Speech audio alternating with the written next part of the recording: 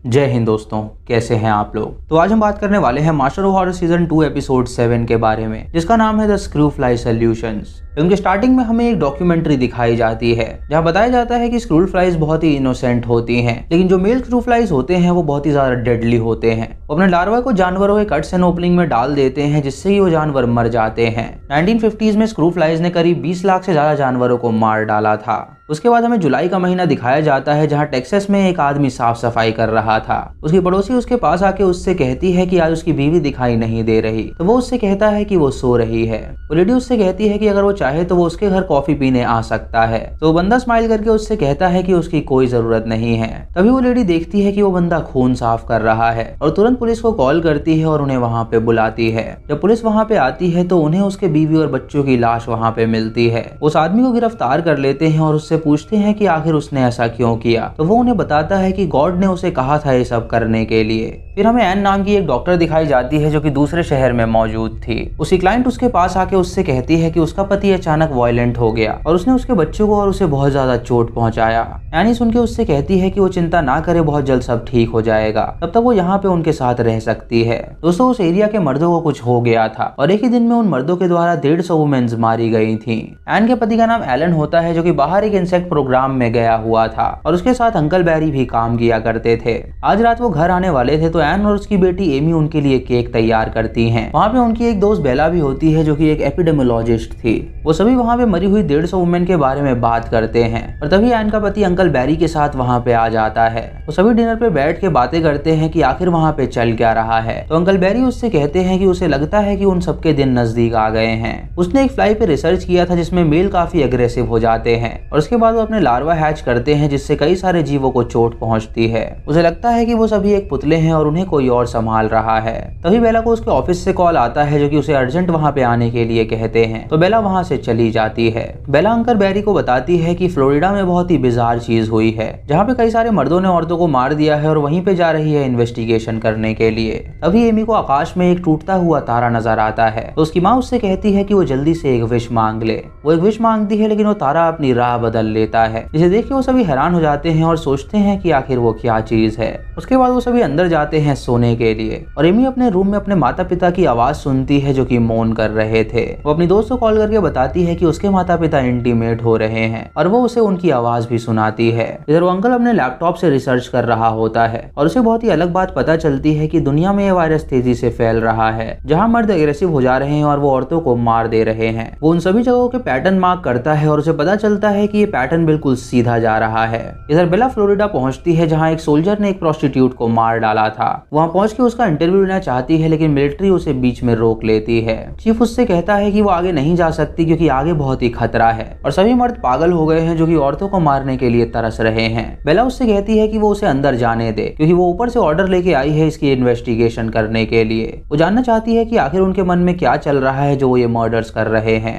वो चीफ बेला को उस सोल्जर के पास ले जाता है जिसने उस प्रोस्टिट्यूट को मारा था। बेला उससे वहाँ पे सवाल पूछती है कि आखिर उसने उसे क्यों मारा, तो वो उसे बताता है कि गॉड ने उसे कहा था उसे मारने के लिए। ये सुन के बेला उससे कहती है कि आखिर ये कैसे हो सकता है, तो वो उससे कहता है कि वो अपने दोस्तों के साथ उस बार में गया था और वहाँ पे एक आदमी मौजूद था जिसने बार वायर से अपने हाथ काट लिए थे। जब स्ट्रिपर उसके पास आई तो उसने बार वायर से उस पे हमला कर दिया और उसे बुरी तरह पीटा जिससे उसके गले से खून निकलने लगा। ये देख के सिक्योरिटी ने उस बंदे को शूट किया जिससे वो जख्मी हो गया और जब वो लड़की वहाँ से भागने लगी तो अचानक उसे एक आवाज आई जिसने उससे कहा कि वो उस लड़की को मार डाले। तभी उसने अपना चाकू निकाला और उस लड़की को स्टैब करके मार डाला। ये सुन के बेला उससे कहती है कि आखिर वो वुमेन से इतना क्यों चिढ़ता है, तो वो बेला के शरीर को देखता है और उससे कहता है कि उसका शरीर बहुत ही स्वादिष्ट है। वो उस पर भी हमला करने जाता है लेकिन बेला सिक्योरिटी को बुलाती है जो कि उसे संभालती है। बेला अपने ऑफिस से अंकल को कॉल करती है और उसे बताती है कि यहाँ पे 1100 औरतें अब मर चुकी हैं और धीरे धीरे मर्द एग्रेसिव होते जा रहे हैं जो कि क्राइम कर रहे हैं।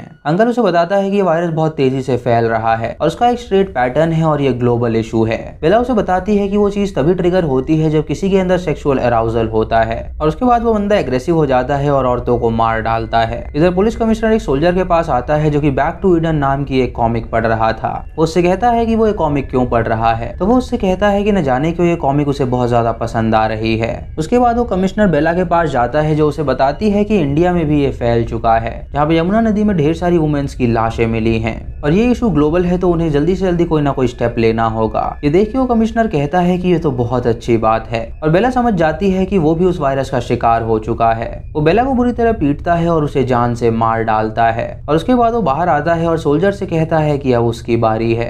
रात को एलन के घर पे एक FBI ऑफिसर आता है जो उसे बताता है कि बेला की मौत हो चुकी है और मरने से पहले उसने उसे इन्फॉर्मेशन दी थी कि वो एलन को जाके कांटेक्ट करें, क्योंकि वो ही एक आदमी है जो कि इस परेशानी से उन्हें बचा सकता है। ये सुनकर एलन अपने सामान पैक करता है और अंकल के साथ वॉशिंगटन DC पहुंचता है, जहाँ पे एक मीटिंग के दौरान वो उन्हें बताते हैं कि आखिर ये सब हो क्यों रहा है। उन्हें उन मेल फ्लाइज का एग्जाम्पल देते हैं कि कैसे वो फ्लाइज बहुत ज्यादा एग्रेसिव हो जाती हैं। उन्हें लगता है कि ये सभी नेचुरल है, लेकिन अंकल को लगता है कि शायद ऊपर से उन्हें कोई कंट्रोल कर रहा है। इस चीज को अवॉइड करने के लिए उन्हें केमिकल कास्ट्रेशन करना होगा और सभी मर्दों को डोजेस दिए जाएंगे जिससे कि वो एग्रेसिव ना हो सके। जिस उनके आर्मी चीफ उनसे कहता है कि वो ऐसा नहीं कर सकते। वो सभी उसे समझाते हैं कि ये डोज लेना बहुत ही जरूरी है और अगर वो ऐसा नहीं कर सकते तो वो सारी औरतों को एक शेल्टर में भेज दें जहाँ पे उन्हें किसी भी तरह की दिक्कत ना हो। तो सभी ये बात मान लेते हैं और सारी औरतों को शेल्टर में भेज देते हैं। जब औरतें शेल्टर में जा रही होती हैं तो कुछ मर्द उन्हें देख के हंसते हैं और एमी को देख के कुछ गलत कमेंट पास करते हैं और एमी भी उन्हें जवाब देती है। उसकी माँ उससे कहती है कि वो ऐसा ना करे और चुपचाप कार में बैठे और जब वो कार में बैठ के वहाँ से निकल रही होती हैं तो वर्कर वहाँ पे आके उन्हें डराता है। तभी एक बंदा गाड़ी लेके उनकी कार के सामने आ जाता है और उनकी कार ठुकते हुए बचती है। वो बंदा उनके ऊपर एक कैन फेंक के मारता है और उन्हें गाली दे के वहाँ से आगे बढ़ता है। यानी वो चीज यहाँ पे भी पहुंच गई थी और मर्दों के अंदर एग्रेशन आ रहा था। वो तीनों औरतों को अपनी गाड़ी से कुचल के वहाँ से भाग जाता है और एमी और उसकी माँ ये देख के हैरान हो जाती हैं और तुरंत शेल्टर में पहुंचती हैं। इधर अंकल और एलन कुछ लड़कों पे एक्सपेरिमेंट कर रहे होते हैं। एलन की वाइफ उसे कॉल करती है और उससे कहती है कि वो बहुत ज्यादा डरी हुई है तो वो यहाँ पे आ जाए, लेकिन एलन उससे कहता है कि ये उसका काम है तो वो वहाँ पे नहीं आ सकता। अंकल ये सुन के उससे कहता है कि अगर वो जाना चाहता है तो वो जा सकता है, क्योंकि ये जो कुछ भी है वो इतनी तेजी से बढ़ रहा है कि शायद उसे अपना परिवार से मिलने का मौका ना मिले। ये सुन के एलन उसकी बात समझ जाता है और डिसाइड करता है कि वो अपनी बीवी और बच्चों के पास जाएगा। अंकल उससे कहता है कि वो एक शॉट ले ले, तो एलन उससे कहता है कि उसे नहीं लगता कि ये चीज उसे अफेक्ट करेगी, इसीलिए वो शॉट लेने से इनकार कर देता है और वहां से चला जाता है। जब वो एयरपोर्ट पहुंचता है तो वहां पे एयर होस्टेस उससे कहती है कि सारी फ्लाइट्स फुल हो चुकी हैं, तो वो उसे अपनी ID कार्ड दिखा के डांटता है और उससे कहता है कि वो जल्दी से उसके लिए एक सीट अरेंज करे। इस उनकी बेटी डर जाती है और उसके लिए एक सीट अरेंज कर देती है। फ्लाइट में उसे नींद आ जाती है और वो सो जाता है और वो सपना देखता है कि वो अपने घर पहुंच गया है। वो अपनी बेटी और बीवी से मिलता है और अपनी बीवी के साथ इंटीमेट होता है और तभी अपनी जेब से चाकू निकाल के वो अपनी बीवी को मार डालता है। ये सपना देख के उसकी आंखें खुल जाती हैं और वो डर जाता है। तभी वो फ्लाइट में किसी के चिल्लाने की आवाज सुनता है तो वो देखता है कि एक आदमी ने एक औरत को मार डाला है। ये देख के एलन समझ जाता है कि वो बीमारी यहाँ भी फैल चुकी है और वो डरने लगता है कि कहीं उसके अंदर तो वो नहीं आ गई। उसकी बीवी और बेटी उसकी राह देख रहे होते हैं और जब वो एयरपोर्ट पे पहुंचता है तो अपनी बीवी को कॉल करके बताता है कि वो उससे मिलने नहीं आ सकता, क्योंकि यहाँ पे भी वो चीज फैल रही है और वो नहीं चाहता कि वो उन दोनों को हार्म करे। वो उससे कहता है कि वो अपनी गाड़ी में ढेर सारा खाना और फ्यूल रख ले और उसके बाद जंगल की ओर निकल जाए रहने के लिए। वो अपने पास गन भी रखे और अगर वो उसे ढूंढते हुए आया तो वो उसे शूट कर दे। एन और एमी ये सुन के रोने लगते हैं और उसकी बात का अमल करते हैं। कुछ महीने बाद हमें एन और एमी दिखाई जाती हैं जो कि शूटिंग की प्रैक्टिस कर रही थी और अब वो जंगलों में रह रहे थे क्योंकि सारी औरतें वहां पे मर चुकी थी। एन अपनी बेटी को गाड़ी चलाना सिखाती है और उससे कहती है कि अगर उसे उसके पापा मिले तो वो उन्हें मार डाले, क्योंकि सारे मर्द यहाँ पे एक जैसे हो गए हैं। तभी वो अंकल के घर में देखती है कि वहाँ पे कोई रहने आया है, तो वो दोनों वहाँ पे जाती हैं देखने के लिए कि वहाँ पे कौन है। उसकी बेटी को वहाँ पे उसका पिता मिलता है तो वो उसे गले लगा लेती है और एन गन लेके अंदर जाती है और एलन से कहती है कि वो उसकी बेटी को छोड़ दे। एलन उससे कहता है कि वो बिल्कुल सही सलामत है तो वो चिंता ना करे, लेकिन एन देखती है कि एलन अपनी बेटी को चोट पहुंचाना चाहता है, इसीलिए वो उस पे गन पॉइंट कर देती है और वो उस पे हमला करने जाता है। एन उसके पैरों में शूट कर देती है जिससे वो जख्मी हो जाता है और उसके बाद वो अपनी बेटी को लेके वहां से भाग निकलती है। उसकी बेटी उसे डांटती है और उससे कहती है कि उसने उसके पिता को ऐसे क्यों मारा, तो उसकी माँ उसे बताती है कि अंदर जो था वो उसका पिता नहीं बल्कि कोई और था। उसकी बेटी उसकी बात नहीं मानती और उसकी गाड़ी चुरा के वापस अपने पिता के पास चली जाती है और जब एन वहाँ वहाँ पे पहुंचती है तो देखती है कि उसकी बेटी को उसने मार डाला है, इसीलिए वो एलन को भी शूट कर देती है और बेहोश हो जाती है। जब उसकी आंखें खुलती हैं तो वो अपने आप को एक हॉस्पिटल में पाती है जहाँ अंकल मौजूद था उसकी देखभाल करने के लिए। अंकल उसे संभालता है और उससे कहता है कि इस दुनिया से औरतें खत्म हो चुकी हैं और वो ही इस एरिया में अकेली औरत बची है तो उसे मर्द बन के रहना होगा। उसे टोपी पहनाता है और उसके शरीर पे मेल फ्रेग्रेंस लगाता है ताकि किसी भी मर्द को पता ना चल सके कि वो औरत है। वो उसे लेके बाहर निकलता है जहाँ पे हम ढेर सारी औरतों की लाशों को देखते हैं। तभी एक प्रीस्ट वहाँ पे आता है जो कि पागल हो चुका था। वो एन को स्मेल करता है और उसे वो एक मर्द लगता है, इसीलिए वो वहाँ से उसे जाने देता है।